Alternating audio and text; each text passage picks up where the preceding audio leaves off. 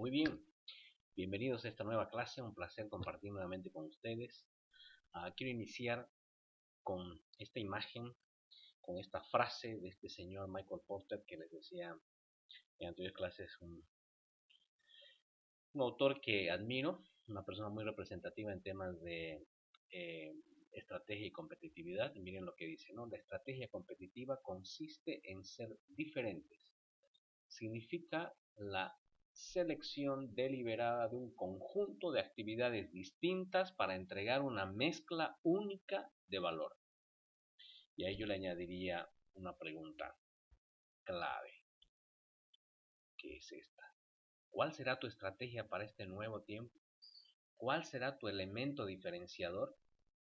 ¿Cómo vas a agregar valor ahora que vamos a vivir un nuevo tiempo donde la normalidad de antes no va a ser la normalidad de lo que viene? ¿Sí? Incluso este mismo año 2020 hay cuantos artículos ya escritos sobre esto y la verdad que no es redundante seguir hablando sobre lo mismo, ¿no? Porque en la medida que no hayamos puesto por escrito nuestra estrategia, tanto a nivel personal, ¿no? A nivel familiar, como a nivel profesional e incluso si tengo una empresa a nivel empresarial. ¿Sí? Entonces, hay empresas que directamente no están ni siquiera planificando una estrategia, básicamente están viendo el número, están viendo la caída en en toda este impacto negativo que está teniendo la cuarentena, la pandemia como tal. Pero, ¿cuál es la estrategia? ¿Cómo voy a encarar esto más allá de simplemente mis números? ¿No? Entonces, ahí es donde entra todo esto. Hay muchos economistas que están dando charlas ahora, ¿no? Que se viene un periodo que va a ser de B chica, porque va a haber una recuperación rápida. Otros dicen, no, va a ser una U, porque va a tomar más tiempo. Otros dicen, no, Dios quiera que no vaya a ser una L, más bien que esto sea una caída como estamos ahora y se mantenga así mucho tiempo. Hay otro escenario que dice, no, esto va a ser como una W, que van a haber pequeños picos de mejora, pero otra vez vamos a volver a caer. Entonces, evidentemente hay muchos escenarios, hay muchas cosas dichas, pero dentro de todo eso, ¿cuál va a ser mi estrategia? El otro día veía una entrevista muy interesante que les pasé también de Unilever, el gerente de Unilever, que decía de que ellos ya directamente están asumiendo una pérdida drástica del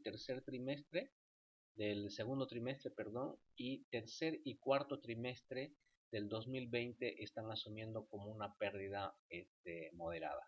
Entonces ya ese es el escenario que han definido, en función a ello preparan absolutamente todo lo que tienen que hacer, ¿no? Entonces en ese sentido va este tema. Ok, quiero rápidamente comentarles dos estrategias. Una que se llama feedback, dos herramientas, perdón. ¿Ya? Yendo a nuestro tema de lo que tiene que ver con diseño y cultura organizacional, en cómo fortalecer aquello, cómo fortalecer la competitividad empresarial, la productividad. Entonces, estas son dos elementos, dos herramientas que están orientadas precisamente a aquello. El feedback asertivo y la gestión del cambio. ¿Ok? Primero, ¿qué es feedback? Con seguridad ustedes ya han escuchado hablar de estos temas, ya saben lo que es, pero me gustaría ponerles y dejarles en la presentación una pequeña definición, ¿no? Feedback en inglés, retroalimentación en español, es la palabra que más se ajusta, que dice, es un proceso de comunicación mediante el cual una persona proporciona y otra recibe una información específica y oportuna relativa al ejercicio de una actividad. ¿Sí? Entonces es esa retroalimentación que yo voy a recibir en función de cómo estoy haciendo, desempeñándome en una actividad X. ¿Y qué es asertividad? ¿No? Esta herramienta veíamos que tiene dos palabras fuertes, feedback y asertividad. El feedback asertivo, ¿en qué consiste? Primero estamos viendo el feedback, es la retroalimentación, ¿no? Respecto a una forma de cómo estoy desempeñándome ante una actividad. Y la asertividad, ¿qué será la asertividad? Con seguridad igual muchos de ustedes ya han escuchado hablar. Y es bastante sencillo. Miren, aquí les he puesto unos pequeños apuntes. No es broma. En realidad sí involucra todo esto, pero yo, para ser puntual y enfático en qué es la asertividad como tal, lo resumiría en esto. ¿Sí? Es yo me respeto y te respeto. Esa es la asertividad. Es como yo decir aquello que pienso sin herir los sentimientos del otro. Entonces, cuando yo hiero los sentimientos del otro, no solamente estoy faltando el respeto a la otra persona, sino también me estoy faltando el respeto a mí mismo. ¿Ok? Entonces ahora la unión de estos dos elementos, de lo que es el feedback y la asertividad como tal, existe todo un marco, ¿no? Hay bastante escrito sobre esto, ahí les dejo una diapositiva de una imagen bajada de internet que resume muy bien a qué se refiere este tema del feedback asertivo. Pero más allá de entrar a la técnica como tal, quiero hablarles de dos temas bien puntuales, ¿sí? Uno que está referido a este paradigma. Nuevamente vuelvo a los círculos, ¿sí? Y fíjense, aquí hay tres círculos, donde el del centro es el yo, ¿sí? Entonces, pero para llegar a ese yo existen dos grandes barreras. La primera que son las apariencias y la segunda la vulnerabilidad. ¿Dónde nos movemos? Está claro que todos nos movemos en el tema de las apariencias y es algo que es una barrera que ponemos para cuidar nuestro yo. Hay ciertas personas que logran pasar esa barrera, pasar al siguiente círculo, porque esto va de afuera hacia adentro, ¿no? A todos nos ocurre eso. Entonces va de afuera hacia adentro. Una vez que paso todo ese tema de las apariencias, realmente comienzo a conocer un poco más a la persona. Y cuando comienzo a conocer a la persona, ahí es donde se convierte en un área de vulnerabilidad para nosotros. Nos volvemos vulnerables ante la situación, ¿no? Entonces ahí es donde, una vez que logramos pasar aquello, recién vamos a llegar a conocer a la persona.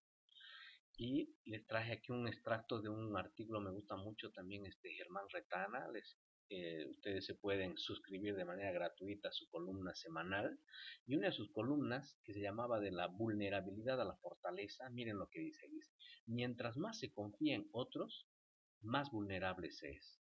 Todo puede suceder. Pero cuando no se confía ni en sí mismo ni en los demás, nada sucede, pues se es intrascendente. ¿Cree usted que aceptar la vulnerabilidad lo fortalece? A nadie nos gusta sentirnos vulnerables. Pero como dice aquí, si queremos realmente trascender, la única forma es estar dispuestos a pasar de ese círculo de la apariencia al círculo de la vulnerabilidad para poder comenzar a conocernos. Ahora, ¿qué relación tiene con el feedback? Directa. Tiene una relación directa que seguramente ya ustedes la tienen en mente, que es si yo quiero realmente lograr tener um, lograr hacer un feedback, una retroalimentación que sea asertiva, pero a la vez que sea efectiva, tengo que lograr pasar estos dos círculos iniciales. Por lo menos tengo que lograr llegar al círculo de la vulnerabilidad, donde yo pueda realmente generar una conexión. Les dije alguna vez ya, comunicación es conexión. ¿Sí? Para poder yo comunicar con alguien, la otra parte tiene que estar dispuesta a conectarse conmigo. Si no está dispuesto a conectarse conmigo, yo simplemente voy a estar dando información que no necesariamente puede estar siendo procesada. No necesariamente va a haber esa conexión para que realmente se dé una comunicación entre las partes, ¿sí? Entonces, esto es un elemento fundamental. Ahora, ¿cómo hacer? ¿Sí? Porque aquí entra mucho en juego este tema de esta pirámide que quiero mostrar, la pirámide de los resultados. Fíjense aquí que hay. En algún momento ya les he hablado de ese recuadro izquierdo donde que son palabras dichas por Roberto Pérez, que dice, mire, las creencias engendran valores, esos valores se convierten en pensamientos, los pensamientos en emociones, esas emociones en actitudes y eso se traduce en comportamientos y acciones. Y esos comportamientos y acciones se van a traducir en los resultados. Entonces, ¿cuál es el meollo del asunto? Fíjense. Aquí la clave está relacionada con las creencias. Pero ¿qué hay debajo de esas creencias? Experiencias. Entonces todo va a depender de que si hablo yo ya de un tema de mi equipo de trabajo. Fíjese en todo lo que vaya hablando de este tema de feedback. fíjese usted cómo aplica de manera directa incluso para nuestra vida personal. Comunicación con nuestra esposa, con nuestros hijos, si es que tenemos, con nuestros hermanos, con nuestros padres, dependiendo del tipo de contexto familiar en el que vivamos. Si yo quiero lograr tener espacios de feedback, de retroalimentación, porque el feedback nos va a llevar a crecer, ¿no? Hemos dicho ya de que en la medida que yo estoy dispuesto a escuchar aquellas áreas de debilidad que tengo para poderlas ir superando, entonces es cuando voy a ir realmente generando desarrollo, ¿sí? Entonces, para ello tengo que enfocarme en estos elementos. Depende del tipo de experiencias que haya tenido mis trabajadores, mi equipo, depende de, y ahí cuando hablo de experiencias previas, no solamente estoy hablando en el ámbito laboral, quisiera que sea así, pero no lo es. Los seres humanos tenemos nuestra vida íntima, nuestra vida privada y nuestra vida pública, que están interconectadas las tres. Y en nuestra vida íntima está marcada por todo lo que tiene que ver con nuestras experiencias de familia, ¿sí? Desde incluso temas de niñez. Entonces, esto repercute de manera directa en lo que es el trabajo en equipo, en lo que es la empresa y por lo tanto en lo que son las acciones y los resultados. Entonces, no es que estemos psicologizando, sino que esto es hoy coaching. Esto es hoy hablar de gerente líder. Esto es hoy hablar de gerentes que agreguen valor a las organizaciones para que logren de esa forma conectar con su equipo y de esa manera logren alcanzar los resultados, poner en práctica su plan estratégico como tal. Entonces ahí ya aplica esa frase que se dice, hay que dar bien en el clavo, se dice muchas veces, ¿no? Y miren de representativa esta imagen, porque pueden haber clavos que no los hemos dado bien, no nos hemos preparado, en ese sentido estamos hablando, ¿sí? Donde termina, en vez de estar dispuesto a mejorar, fortalecer su desempeño, su desarrollo, lo que hace más bien es quedar truncado, irse para otro lado. En cambio, en aquellos casos en los que sí nos hemos dado el tiempo de poder buscar conectarnos, de poder buscar realmente de prepararnos de verdad para la retroalimentación como tal, en esos casos es donde, como dice el dicho, vamos a estar dando bien en el clavo. Ahora, ¿cómo lo hago? ¿Cómo hago para evitar estos otros tipos de situaciones?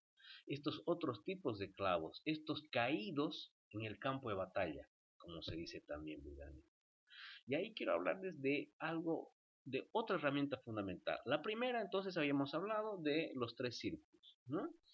De cómo que tengo que ver de priorizar y darme cuenta de que tengo que lograr pasar del círculo de la apariencia al círculo de la vulnerabilidad. Y no es fácil. No es algo que se haga de un día para el otro, es algo que se tiene que construir, una relación que se tiene que construir. Ya no aplica hoy la frase yo vine a trabajar, no a hacer amigos a la empresa. No aplica, ya no funciona. En la medida, otra vez, en la medida que yo me conecte, genero mayor compromiso, mejores resultados. ¿Sí? Y miren esta otra que he sacado de este libro Feedback Consciente que se llama de Gabriel Paradiso, que ya les había comentado también en algún momento, y él habla de dos vertientes, de dos variables importantes. Por un lado la empatía y por el otro lado la argumentación. Dice, ¿no? Cuando hablamos de argumentación estamos hablando de hablar claro, afrontar la realidad, generar transparencia. En cambio empatía va por el lado de escuchar primero, de mostrar respeto y todo eso. Entonces, ¿qué es lo que dice esta teoría? A mayor empatía y mayor argumentación voy a lograr inspirar a mi equipo, ¿sí? Entonces, mientras más empático soy con el otro y a la vez doy explicaciones, abro las puertas a dar transparencia, a generar transparencia, confianza, información, hablar claro y todo aquello, entonces ahí es donde estoy inspirando realmente a mi equipo, dice Gabriel Paradiso. Pero ¿qué pasa si estoy con un nivel alto de empatía, pero con baja argumentación? Se va a dar un acomodo emocional, un statu quo donde, ok, mi jefe entiende muy bien lo que yo hago, son esos jefes pocos comprometidos normalmente, ¿no? Entonces, busco fortalecer las relaciones, pero no priorizo tanto así los resultados. Ahora, ¿qué pasa si estoy más a este otro nivel de lo que ya es baja empatía y baja argumentación? Son iguales esas relaciones que van a llegar al desgaste, ¿no? Y por el otro lado, si solamente estoy argumentando todo el tiempo, estoy diciendo las cosas que deben ser hechas, cómo deben ser hechas, por qué deben ser hechas, pero cero conexión, cero empatía, entonces eso va a generar rechazo de mi equipo y me va a costar más tiempo avanzar, ¿no? Y ahí otra gráfica también extraída del mismo libro, donde fíjense, igual habla de dos variables. Por un lado, de la confianza y por el otro lado, de la observación y el análisis. Y dice Gabriel, la conjunción de estas dos variables es lo que nos va a permitir construir confianza, dice, ¿no? Porque a mayor observación y análisis de la situación, de las personas, del equipo y todo aquello, pero a la vez mayor predisposición para generar confianza, entonces ahí es donde voy a lograr una alta predisposición de mi equipo. Ahí es donde vamos a estar generando esa confianza inteligente, como dice aquí, ¿no? Vamos a estar en la zona de la confianza inteligente. Pero si me voy yendo para el otro lado, por ejemplo, a este lado, si tengo baja predisposición a la confianza y baja observación, bajo espacio para poder analizar, conversar y todo aquello, voy a generar una indecisión en mi equipo, voy a estar en una zona de la desconfianza como tal, ¿no? Entonces, esto es importante.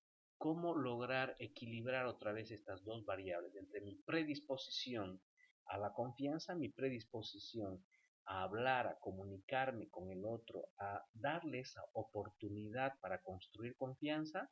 Pero por el otro lado también está la otra variable, ok, ¿cómo equilibro esto con espacios de manera objetiva, generar el análisis, la observación de cómo lo que está ocurriendo, ¿sí?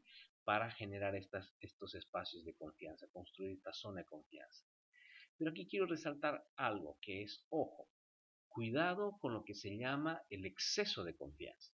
Y miren esta gráfica interesante que saqué, ahí está la fuente también, donde dice, tenemos en esta gráfica lo que es baja confianza a exceso de confianza, donde, ¿qué es lo que está ocurriendo aquí? Está habiendo igual la relación entre dos variables, lo que es confianza y rendimiento, ¿sí? Entonces, lo que está haciendo referencia es de que a veces ocurre que cuando ya se ha construido una confianza muy sólida, pero que llega a pasar el límite de donde la persona ya comienza a desvalorizar los procesos y procedimientos de trabajo, le va a llevar a ese exceso de confianza, donde comienza a desvalorizar incluso la opinión del jefe, ¿no? Él está por encima, su decisión está por encima, incluso subestima o infravalora la autoridad como tal del gerente, del jefe, le va a llevar a esa zona de exceso de confianza que es riesgosa. Riesgosa porque esto nos puede llevar desde accidentes laborales, nos puede llevar a errores financieros y hasta situaciones incluso de fraude, ¿sí? Por el incumplimiento como tal de los procesos. Entonces, por eso es de que es tan importante el mantener estos espacios de feedback asertivo, estos espacios de retroalimentación donde podamos estar, a la vez que vamos construyendo confianza, vayamos regulando para que no se nos vaya a pasar la mano también hacia el otro lado, ¿sí? Y para terminar este tema de feedback asertivo, eh, quiero resaltar esto que menciona Daniel Goleman, que dice, hay tres facetas, resalta él, en el tema de la inteligencia emocional en relación a lo que tiene que ver con el feedback. Por un lado, dice, está la capacidad de expresar las quejas en forma de críticas positivas. Por otro lado, el crear un clima que valore la diversidad y no la convierta en fuente de fricción, ¿sí? Porque en la diversidad está el lograr mayores resultados. En la diversidad está la mayor productividad, ¿sí? Y tres, dice, no solamente se trata de generar cercanía con la mente, sino también con el corazón. Conexión, otra vez. Ok, bien. Eso en cuanto a lo que tiene que ver con feedback consciente. Y ahora quiero entrar a la última herramienta de gestión del cambio. Para esto les he pasado o les voy a pasar un link de un video que explica claramente esta teoría, este planteamiento de 8 fases, de 8 momentos, de 8 elementos que plantea John Kotter. Esto vendría a ser como el modelo de la gestión de cambio de Harvard, el modelo Harvard, porque él es profesor en Harvard y escribió este libro, Liderando el Cambio, ¿sí? Entonces, tiene, como les decía, 8 elementos, 8 fases, 8 momentos, como lo deseen llamar, ¿sí? Que están claramente desarrollados en ese video. Entonces, ¿de qué se trata? Entrar a hablar de la teoría, esto no tiene ciencia, ¿sí? No tiene ciencia. Fíjense, lo que ha hecho este señor, su gran aporte está en que algo tan abstracto como hablar de gestión del cambio, que esto es algo permanente y peor ahora de lo que se viene, lo que les decía, si yo solamente estoy en este momento priorizando mis resultados, mi plan de marketing, mi plan comercial, me va a llevar a mayores problemas. ¿Por qué? Porque la cultura se impone a la estrategia. Entonces, esta es una herramienta clave a tomar en cuenta, donde lo que nos está diciendo, señores, no pierdan de vista estos 8 elementos, nos dice este señor, un hombre de Harvard, un hombre que asesora grandes empresas, entonces algo debe tener de cierto, ¿no ve? Ahí lo que vale la pena es darle la oportunidad y comenzar a probar. Y como les decía otra vez, no tiene ciencia, sino lo que tiene es disciplina, lo que tiene es esa disciplina en la observación, esa disciplina en el paso a paso, esa disciplina en irme cuestionando, ir generando análisis, por más subjetivos o por más que me parezca algo que no es urgente en este momento, se va a convertir en urgente. Mientras más valore usted esto, más rápido va a lograr convertir este escenario en la B chica en vez de que se convierta en una L, ¿no? Entonces, lo que usted tiene que hacer es aplicar estos 8 elementos en un caso de estudio, ¿sí? Que ya les ponía en la estructura del trabajo final, les ponía de que ahí, después de hacer todo un análisis de algunos elementos estratégicos del modelo de gestión de la empresa como tal, lo que tienen que hacer es identificar un problema y eso volcarlo a su árbol del problema. Y ya en la estructura del trabajo final también está la explicación de que es un árbol de problema y lo van a poder encontrar también en el internet. Es algo muy sencillo donde tiene como que 3 niveles, ¿no? El nivel central es donde yo voy a detallar cuál es el problema que voy a analizar. Supongamos que es baja productividad en el área de operaciones de la empresa Envol Coca-Cola porque hay un mal clima de trabajo, ¿sí? Entonces me voy a la parte de abajo, el primer nivel, que son las causas. ¿Qué es lo que está ocasionando este mal clima de trabajo que por ende me está generando baja productividad? Y comienzo a identificar, por ahí temas de comunicación, temas de jornadas de trabajo, temas de salario, temas de liderazgo. Entonces ahí identifico cuáles son mis causas como tal. Y de ahí, una vez que he identificado las causas, me voy al tercer nivel que son los efectos, ¿sí? ¿Qué efectos me va a generar, además de la baja productividad, este problema como tal?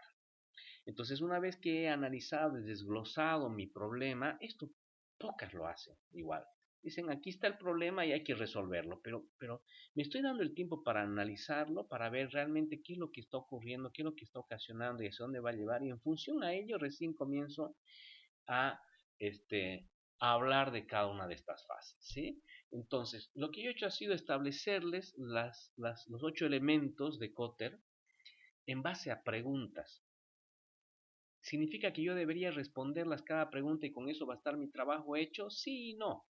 Es decir, estas preguntas tienen que ser preguntas direccionadoras de lo que va a ser su plan de gestión del cambio. Y elemento por elemento, ¿sí? La idea es, si bien son temas que a veces pueden parecer similares, muy parecidos, que sí, hay que tratar de ir diferenciando el uno del otro e ir viendo cómo se conecta el uno con el otro, ¿ok? Entonces aquí es donde en mi primer elemento tengo estas preguntas. Por ejemplo, dice, mi primer elemento es establecer un sentido de urgencia, ¿sí? Entonces, ¿qué preguntas yo debería responderme en mi plan? ¿Cuán urgente e importante es resolver el problema? ¿Qué impactos negativos ocasionará si no resuelvo este problema? Además, obviamente, de la baja productividad. Ahí puedo indagar un poco más acerca de esos efectos que ya he puesto en mi árbol del problema. Si son esos, los repito básicamente. ¿Qué oportunidades desaprovechamos si no atendemos esto? ¿Qué amenazas se pueden intensificar si yo no resuelvo, si yo no trabajo esto de manera inmediata? ¿No? Y así de seguir incorporando preguntas a cada uno de estos elementos, ¿sí? Donde aquí, fíjense, el objetivo central es concentrarme en definir claramente por qué es urgente e importante resolver este problema.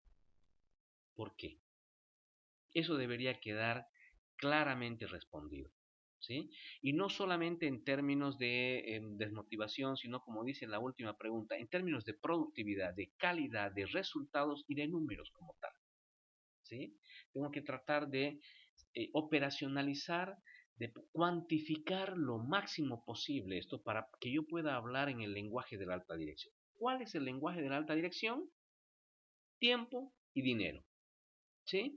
En la medida que yo le diga cuánta plata está perdiendo o cuánta plata puede dejar de perder o cuánta plata puede ganar y le habla en cuestión de tiempo, cuánto tiempo me va a tomar esto, cuánto tiempo voy a optimizar todo aquello, ahí sí se vuelve altamente percibido para la alta dirección. Entonces, una vez que tengo claramente definido mi sentido de urgencia, paso a la siguiente, que es formar una coalición. Dice, no, tengo que armar un equipo. Hay una premisa que yo la aprendí metiendo la pata, como se dice, ¿no? Y es, cuando usted se sienta solo en un proyecto, tenga la certeza que va a fallar. Otra vez. Cuando usted se sienta que está llevando solo todo el peso de un proyecto estratégico clave de su empresa, tenga la certeza que va a fallar. ¿Sí? Porque esto da resultado en la medida que yo integro las áreas, en la medida que busco sponsors, personas con alta credibilidad, alta representatividad, alto poder, que me van a permitir contar con el respaldo de la alta dirección. ¿Sí? Ahora, si yo soy la alta dirección y yo soy el que está liderando este proceso, igual, si creo que ya con eso lo tengo resuelto el problema, está equivocado. Tiene que contar con un equipo y ese equipo tiene que tener un líder y ese líder no puede ser usted. Si usted es el número uno de la empresa, usted es el sponsor. Tiene que ir involucrando, tiene que ir empoderando, tiene que ir formando una coalición como tal para que esto se convierta en un movimiento transversal a la organización. ¿Sí? En un movimiento que sea en espiral, que vaya tomando cada vez más fuerza. ¿Sí? Entonces aquí es donde yo tengo que preguntarme, por ejemplo, ¿a quién le interesa que se resuelva este problema? ¿A quién le interesa que se mantenga el problema? Y las otras tres preguntas que ya más o menos las he comentado, ¿sí? Entonces, esto está en ese sentido y estas preguntas de a quién le interesa que se resuelva y a quién le interesa que no se resuelva va a estar relacionado con las personas que yo voy a ir incorporando al equipo. Fíjense que todo esto está directamente relacionado con aspectos de política empresarial. ¿Sí? De política, pero en términos no de política y directrices, sino de términos de política como tal. ¿Sí? De las políticas en cuanto a manejar círculos de poder, cómo manejo el poder como tal, cómo manejo los mensajes, qué mensajes voy a posicionar, cuál es la necesidad, cómo voy a trabajar en términos políticos, cómo voy a negociar todo esto. Esa es la orientación que tiene esta herramienta netamente, ¿sí? Donde, fíjense, todo el foco está puesto en las personas, en los equipos, en los mensajes, en la comunicación, en poner claras las cosas para que de esa forma yo vaya generando ese movimiento que lo que va a hacer es ir ganando cada vez más adeptos a ese cambio que yo quiero generar, ese problema que yo quiero resolver. Por ejemplo, creo que les comenté de que yo estoy asesorando en este momento a una empresa, bueno, ahora con el tema de la pandemia queda un poco retrasado, pero en todo lo que es, ellos están instaurando un nuevo programa de CRM, ¿sí? De todo lo que es relacionamiento, seguimiento al cliente como tal.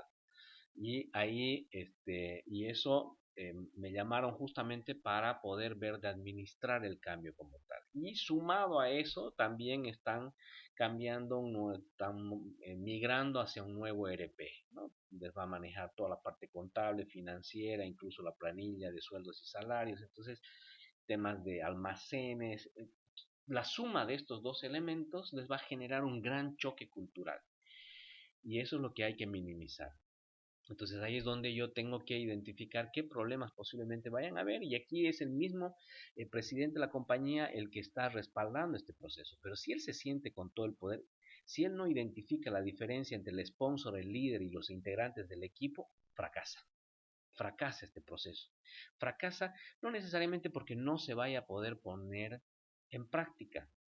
Un fracaso es si no logro cumplir mi plan, mi cronograma, eso ya es un fracaso, porque no estoy cumpliendo mi programa de trabajo. Por lo tanto, eso me está significando más tiempo y más plata para el negocio. Incluso me está haciendo perder por ahí oportunidades de negocio como tal. ¿Sí? Entonces, en ese sentido va estos elementos a trabajar. Vamos al siguiente, al tercero, crear una visión clara del cambio. Igual, preguntas concretas ahí. ¿Cuáles son los beneficios cualitativos del cambio? Y la siguiente pregunta es, ¿cuáles son los beneficios cuantitativos del cambio? Por otro lado está ya cómo aporta a los valores y al cumplimiento del plan estratégico, cómo visualizamos el futuro exitoso de la empresa, ¿no? Hay que visualizar porque hay que hablar de aquello. Eso es lo que inspira a las personas, ¿ya? Porque en este momento les puede significar más trabajo, más horas, más estrés, pero si yo les hago visualizar el futuro de cómo va a ser después esto, los beneficios que va a traer, el éxito que vamos a lograr, cuántas ventas más vamos a incrementar y todo aquello. Entonces ahí es donde las personas se motivan y ahí es donde sumo más fuerzas, ¿sí? Y por lo tanto acorto camino y logro más pronto mis resultados. El siguiente elemento dice, en palabras sencillas, ¿cuál es la visión y cuál es la estrategia que se va a usar? Y ahí entre paréntesis les pongo elevator pitch. Es el discurso del elevador, del ascensor, se llama. Les voy a poner un link también donde ustedes van a entender a qué se refiere. Pero en resumen en, haciendo de cuenta que usted se va a encontrar en el ascensor con el gerente general de la empresa o con alguien clave eh, y tiene 45 segundos, en algunos casos hablan de 3 minutos, ojalá fueran 3 minutos, pero a veces en realidad lo común es que sea mucho menos tiempo, porque por más que usted vaya a estar 3 o 5 minutos en ese ascensor o en ese espacio con la persona, si en los primeros 45 segundos usted no gana la atención, listo, perdió la oportunidad. Entonces de eso se trata esto. ¿Qué mensajes voy a posicionar? Por eso la siguiente pregunta es, ¿cuáles son los 5 mensajes clave a posicionar ante la alta dirección? ¿Cuál es mi discurso del elevador? ¿Qué es lo que quiero transmitir de manera concreta? Aprovechar esa oportunidad para transmitir actores claves. ¿Y cuáles van a ser esos mensajes claves que voy a transmitir?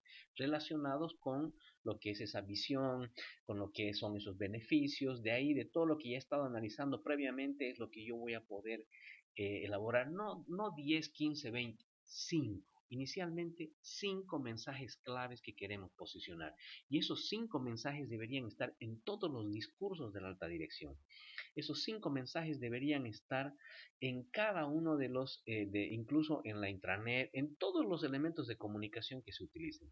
Entonces ustedes en su caso de estudio van a ir diciendo eso. En primer lugar van a identificar cuáles son esos 5 mensajes, van a decir qué harían para ir posicionando aquello, van a identificar cuáles son los primeros resultados que se pretenden lograr de manera concreta, cualitativos y cuantitativos.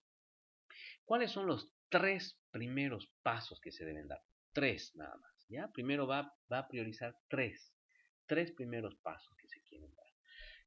Que significa qué problemas resolver o qué aspectos adecuar. 3, priorice los 3. Y de ahí tiene que identificar ya los responsables, plazos y recursos para resolver aquello, ¿sí?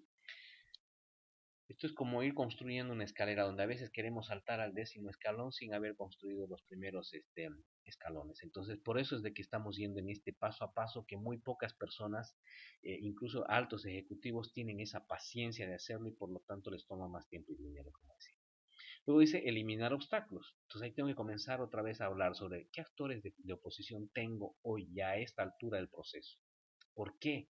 ¿Cuáles son las dudas? ¿Cuáles son los temores? Detrás de esa oposición siempre está relacionado con dudas, con temores de qué es lo que está pasando, qué es lo que cree que le puede cambiar, qué es lo que cree que le puede afectar a esta persona. Y puede ser que esté equivocado. Ahí es donde tengo que yo definir qué acciones concretas voy a realizar para persuadirlos, para romper con esas dudas, con esos temores, mostrarles más bien qué beneficios les va a traer a ellos. ¿Sí? Luego dice, ¿quién está aportando al cambio? ¿Qué voy a hacer para reconocer su aporte y fortalecer su compromiso? Siempre yo tengo que ir manteniendo el compromiso de esas 2, 3, 10, 15, las que vayan a ser las personas. Inicialmente son muy pocas, que es mi equipo que yo he conformado. Yo debería tener de manera constante acciones para ir reconociendo su aporte, su compromiso y resaltando lo que ya se ha ido haciendo. Nunca haga al revés.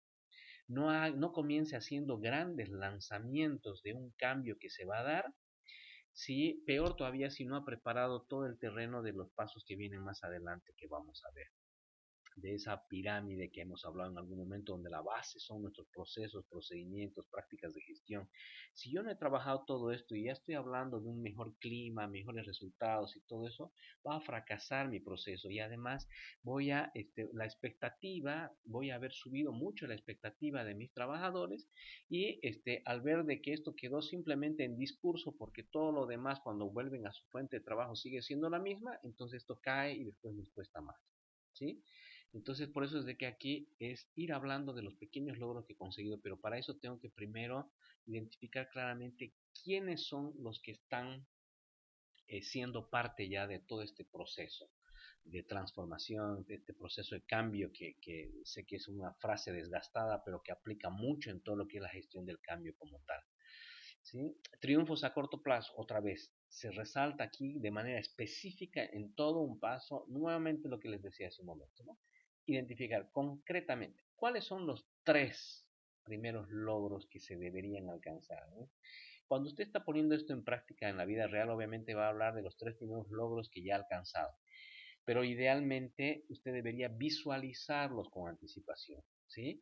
Porque así va a poder ir motivando además a las personas con esto. ¿Qué 5 mensajes clave voy a incrementar? Eran 5 inicialmente, ahora más estos 5 ya estamos hablando de 10 mensajes clave que yo tendría que ver de ir manteniendo ahí vigentes y posicionar en mi equipo, ¿no? ¿Cuáles son las siguientes 3 metas de corto plazo? ¿Cuánto se avanzó? Aunque no sean significativas, dicen, ¿no? ¿Cuánto se avanzó en términos concretos y cualitativos, pero también en cuantitativos? ¿Y qué voy a hacer para reconocer el aporte de las personas que siguen siendo parte de todo esto? La siguiente, 7.º punto, me voy apurando porque ya estoy en 37 minutos, es mantener la inercia, otra vez, ¿no? Este, tengo que ir sumando acciones.